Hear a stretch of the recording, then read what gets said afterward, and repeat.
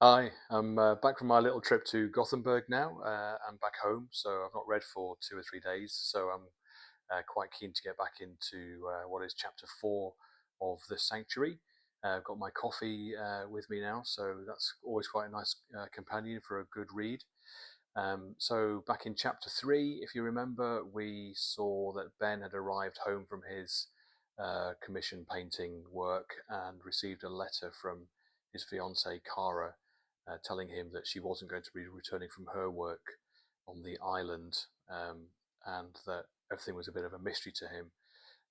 After a bit of deliberation, he decided that he was going to go and find her, and we read that he was preparing to leave. We heard a bit about his family, about his mum and dad, and who his uncle was, and he was just about to leave the city and catch the bus, having found an address for where Kara may be at the island.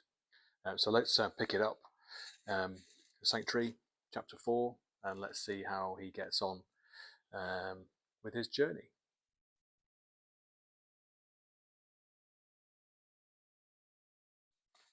So, the Sanctuary, chapter 4. My first step was the public coach station in the city. The trains were down as usual. The building had been handsome once. Halfway up the walls was a beautiful frieze, a century old, now almost totally concealed by a jammed in mezzanine. The scent of the food shacks up there arced high into the roof and then down onto the crowd, a great spiced wave of heat. The station had only reopened the previous day, after 4 days of public mourning. The livery of official grief was everywhere. The four large government boards overlooking the station showed a diptych of the departed king's face beside that of his cool, self-assured daughter.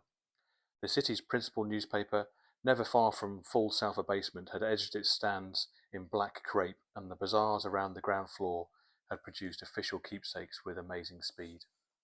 Nala, the elephant, had been relegated to the higher shelves. Almost everyone I saw in the station seemed to be in mourning too. To me, they resembled a huge company of aging crows, bereft of their leader, uncertain which way to fly next. The people around me, overwhelmingly older than me, most by more than 20 years, would have seen the king grow, shared his sorrows and joys, felt themselves part of his life. Of course they mourned. He was more part of them than Nala had ever been. The fact that he too had lived in one of Pemberley's most exclusive villages for several months each year, had effectively struck the national colours for private land, had gone unmentioned, and part of me felt disloyal for even remembering it. I would be travelling up the country on the east side, a journey I used to make a great deal due to a glut of commissions I had in the northeast a few years ago. That was how it went sometimes. You found yourself temporarily in fashion. The coach I was booked on was a non-village service, crowded and uncomfortable, but it would carry me to the northern border by night. Tomorrow I would cross and head northwest towards the thumb of land poking into the sea, closest to the island itself. I had already marked the coastal hamlet I was aiming for, Freeborn. Before leaving the flat, I had dug through my old research from before Kara left and found a 15-year-old article about Pemberley I had tracked down at the time. It was closer to a press release than a news story. It simply said that a biography of Sir John was being written, and it would lay bare his first years in business. In particular, it would reveal how he had started out, how he had come by the enormous fortune he had arrived with in public life, and which he had used to begin his ascent. The book's prospective author was a journalist called Kevin Ladd, who had already written several other biographies of plutocrats, though none as rich as Pemberley. It was to be called The Man Who Bought a Country. That was the first and last I had found about the book. My library had no record of it. I had even phoned a few second-hand booksellers, asking for any evidence of it, a pre-publication copy, a leaked draft. Nothing. Perhaps it had never been published, or perhaps it had been pulped. I had not told Kara I was researching Pemberley. I was embarrassed to admit it, and I wanted to know more about him. Nor had she wanted to tell me anything herself. It had taken a fortnight after she'd got the job before she revealed her new employer's identity. Normally, when she took a position in an executive assistant, she would tell me with glee about whichever monster she would be working for next. And not so this time. In fact, this job had been different from the start. The interview process had lasted several weeks, with Kara speaking to progressively more senior officers in the organisation before she was offered the post, and she attached great significance to it. She said she had finally found work that married her keen ambition with the prospect of improving the world. The coach station had a row of phones under plastic hoods, and the fourth one along worked. I had the company's mainland phone number on me, etched into the front of my sketchbook. This breached one of my rules: nothing in the sketchbook but sketches. But I was glad I had broken it now. I would give Kara a chance to try to let her know I was on my way. Tomorrow Trust. This is a vague noise, one I couldn't identify as a name, speaking. May I help you? The voice was pleasant and curiously unidentifiable, as if our country's 100 accents had been shaken together and smoothed into a paste. My name is Ben Parr. I'm ringing to try and get through to Kara Sharp. She's working on the island at the moment. The island, sir? They did this thing where you had to mention the place specifically. I don't know why. Maybe there are a dozen islands. Either way, I named it. Kara Sharp is working there in an executive role, and I'm trying to contact her.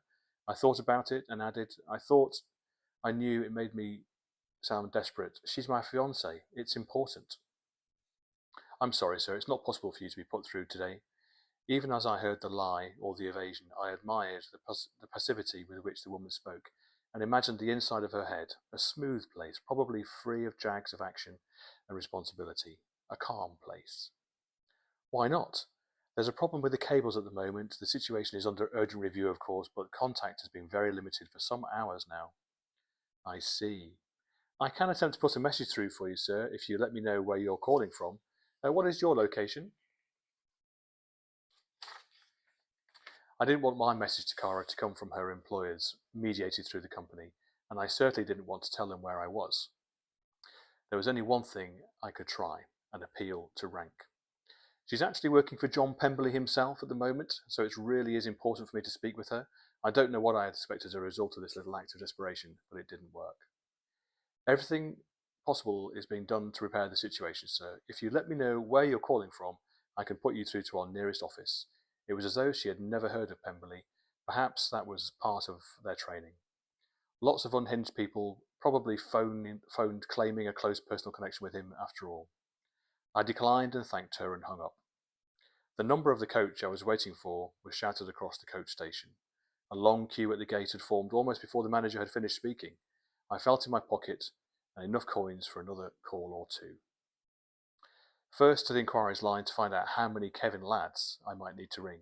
Just 2, I was told. For a few years, the man I needed had been writing for a local newspaper based in the country's east, deep in the broad, flat zone, now flooding twice a year. I asked for the location of each number, and one of them was in the right area. 4291, it was a woman's voice that answered. In the background, I heard the television set muttering. I could even match the voices from the set with the screens overhead in the coach station. Is Kevin Ladd available, please? The journalist. Who is this? A note of caution entered the voice, and the noise of the television snapped to nothing. My name is Benjamin Parr. There's something I'd like to speak to him about. I'm afraid he's passed away 2 years ago now. This is his wife, widow. I mumbled condolences, and the voice replied with impatience. That's quite all right. I keep telling them to remove his number. Clearly they haven't managed it yet. What are you calling for, Mr. Parr? Perhaps I can help. I'm trying to find out about one of his projects, on Sir John Pemberley. There was no reply. It's of interest to me. Still, she said nothing, and I watched the clock in the middle of the coach station ticking round for a full 10 seconds before I spoke again. It seems like he never wrote the book in the end, but I just wonder, and the voice cut across me then, its tone now of brittle fury. When will you people give up?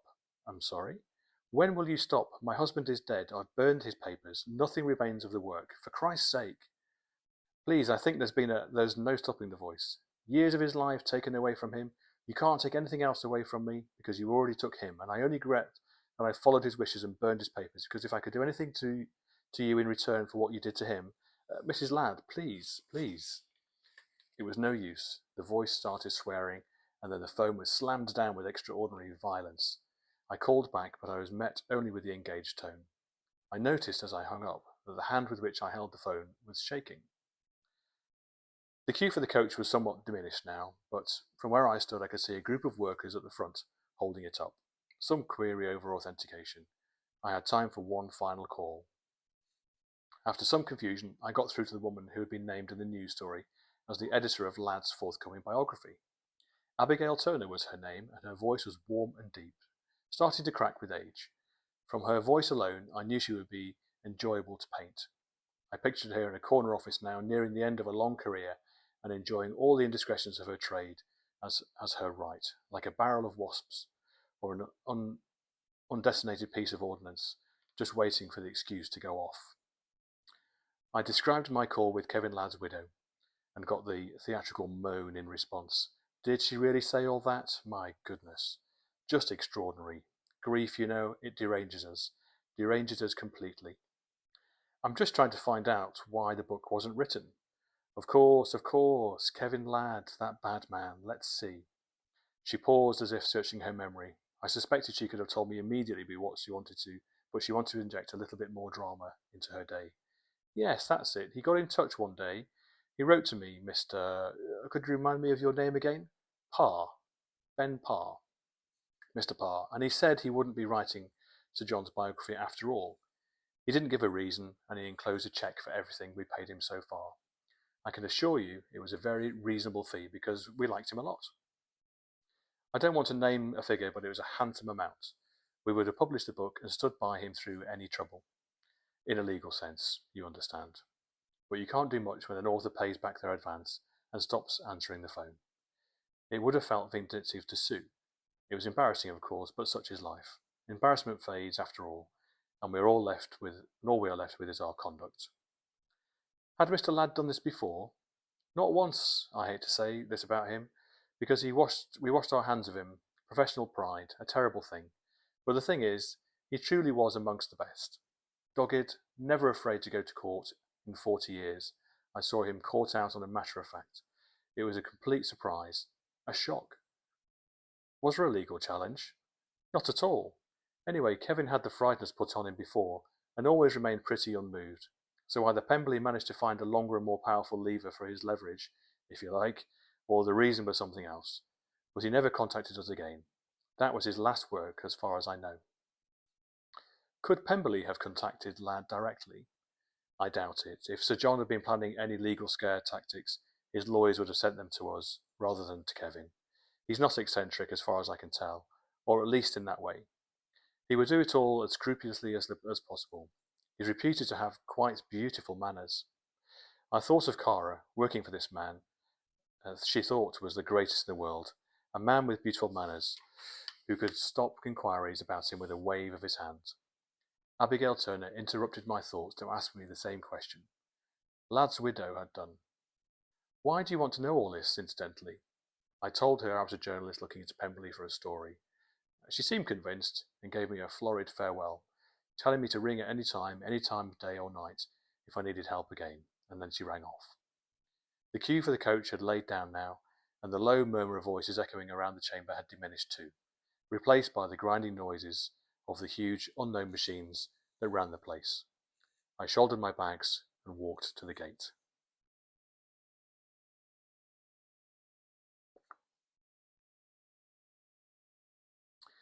The northern outskirts of the city prompted a strange calm in me. Here, the street containing our first grim basement studio after my return from Florence. Here, the parade of shops Cara and I had lived above until her first well-paid posting. My work and Cara were the only two elements of my life that mattered. We had argued a lot before she left for the island. The first row was because she had been back from her previous job just 6 weeks before she went away again. I knew her work as an executive assistant demanded agility and compromise, but we had agreed we could spend more time together after her last job had come to an end. When, after 2 weeks back, she told me she was interviewing for a post starting in just a month, I lost my temper. I accused her of valuing her work above our life together, and she said her work was what allowed our life together and the prospect of a better future. She was right, of course, but in her anger, she also brought up the one subject guaranteed to hurt me most. She asked me when I would know it was time to give up art and take more reliable employment. We had discussed the matter before, but I had always been the one to bring it up first, in the middle of some crisis of confidence, and she'd always encouraged me. This time she did not. She told me that if recent years were anything to judge by, I would live out my career producing substandard work, growing unhappier all the while, neither following what I thought was my calling nor earning enough to justify ignoring that call. We made up, of course, but it took several days for me to feel calm when I looked at her. Clearly, I still hadn't forgotten her words, because in their own way they were true. She had spotted the fact that for years I had not been producing work of the quality I knew somehow I was capable of. I tried to conceal it, but I knew I had still not painted anything I could be proud of, not yet, and that time was running short. I knew where the compromise came from. We both worked for the overclass, for the small percentage of people who lived in villages.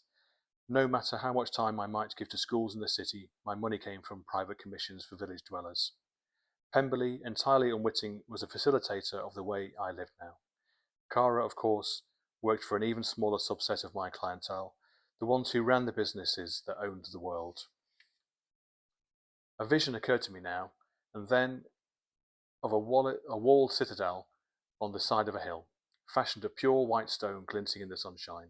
The streets and courtyards and porticos of the city contained nothing but statues, beautiful, flawless statues of crystal people, and of all these required maintenance. Cara and I both spent our days in this city, scurrying from corridor to courtyard, through alleys and up staircases, in the service of these statues, never resting. Where we disagreed, of course, was on why we did it. I did it to build a life for myself elsewhere, somewhere vital and messy and difficult. Cara dreamed of elevation to the citadel itself. She had a pedestal in mind, and one day she would ascend it, take her pose, and be frozen in place forever. I lacked the heart to tell her we would never make it. The citadel almost never took new members. The principal qualification for entry was to be made of crystal already, and I feared her reaction when this unstated difference between us became plain to her. Perhaps it already had done, and that was why she had left. These were the thoughts that occupied me on the journey from the heart of the city. The initial stages of the route were drab, sprawling miles of concrete interspersed with weeds, high streets of poor, bare shops huddled in short parades, banding together for security. Further out we passed the huge boxy stores defended by their ramparts of tangled metal. I found myself wondering idly how much the whole display weighed, the thousands of miles of tarmac and concrete and shaped steel, all connected to make a great complicated hieroglyph on the ground, projecting into space the message, "We have been here and these are the choices we made along the way." And as we went, I saw the country's dreadful collective age. I felt a kind of breathlessness to realise again how the nation had let itself grow so old, how the generations above me had forgotten to fill up the population again as carelessly as running out of milk. There were so few young people on the streets we passed, it was felt as though they had been spirited away by a Pied Piper, lax enough to take anyone under 30. A few children accompanied the aged when they looked tired already. It was not just the country, of course. The whole world was like a dowager duchess tottering along a dark alley, clutching her standards and her values like so many precarious strings of pearls. The planet was winding down, and every day its spring grew a little more slack. I reached up and retrieved one of Cara's early letters from my bag from a few weeks into her stay. "Ben, I'm going to get you here somehow because I think it might do you a lot of good. The faces on display here, you could get 10 exhibitions out of them. Not that they all deserve immortality. One or two deserve only obscurity, if you ask me. But most are just wonderful. This place and its people, this is what he has been trying to do all along. The villages, everything on the mainland, they were all just steps on the path here. It's so green. JP says that that in a century's time, we will grow so much more here than we can now. It's almost impossible to believe that there being more life here than there already is. God, I wish you could see it. They are extremely strict on outside visitors. That's the annoying thing. That's Angela's fault. She's one of the ones I could happily forget about. She's Sir John's mentor as far as I can tell, or guru or something. She's a key part of the business, apparently. You should see the Devil's Cheesemen too. They're these sea stacks out on the western coast, and they have formed into these incredible banded shapes.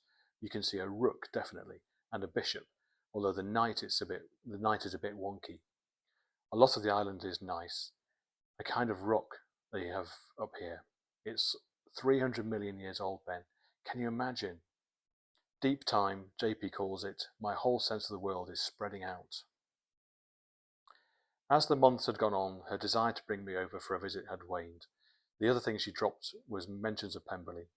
It was as though she divined I was threatened somehow by this presence, as if he stood behind her shoulder as she wrote.